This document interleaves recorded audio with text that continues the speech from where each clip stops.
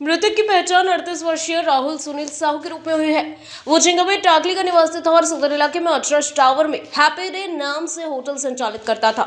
परिजनों के अनुसार 20 अप्रैल की दोपहर राहुल किसी से पैसे लेने की बात कहकर मोपेड से निकला था और 2 घंटे में लौटने की बात कही थी, लेकिन वो वापस नहीं लौटा।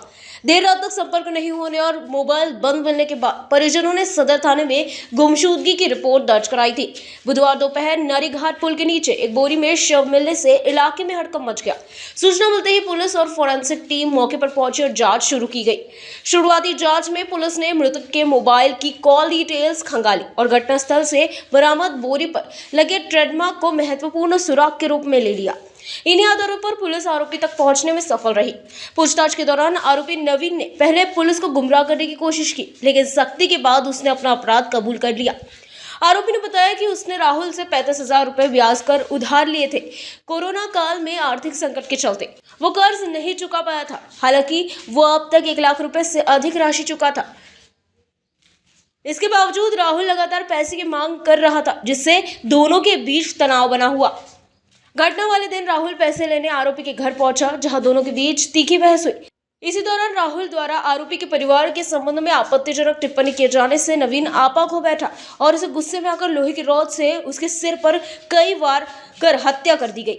हत्या के बाद आरोपी ने शव को बोरी में भरकर घर में छिपा दिया और देर रात ई-रिक्शा से ले जाकर नारीघाट पुल के नीचे फेंक दिया ताकि सबूत मिटाए जा सके।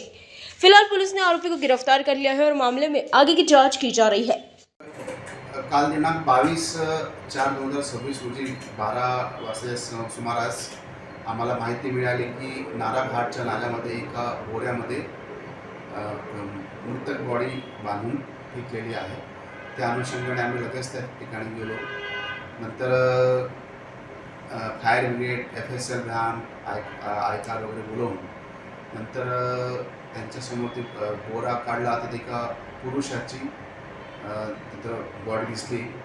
आम्ही लगेच मिसिंग जे आहे ते शोधले नागपूर शहरात। तर सदर पोलीस स्टेशनमध्ये एक मिसिंग दाखल होती, जी त्या चेहऱ्याची मिळत होती। लगेच त्यांच्या नातेवाईकांना, भावाला बोलून त्या मृतकाची शहानिशा केली।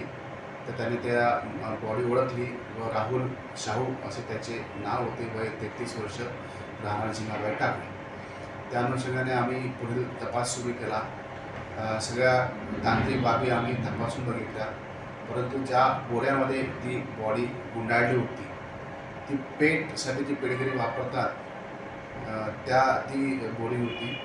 त्या अनुषंगाने आम्ही तपास केला व आरोपीचा शोध घेऊन 12 तासाच्या आत आम्ही हा गुन्हा डिटेक्ट केला व आरोपीला ताब्यात घेऊन अटक करण्यात आली।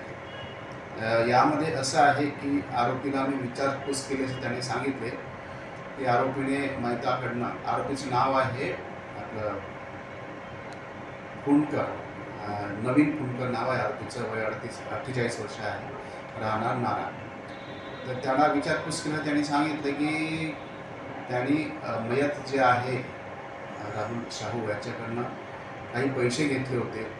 ते पैसेचे डबल पैसे देऊन सुद्धा त्याचे 35,000 रुपये परत मागत होता। त्यासाठी तो आला होता।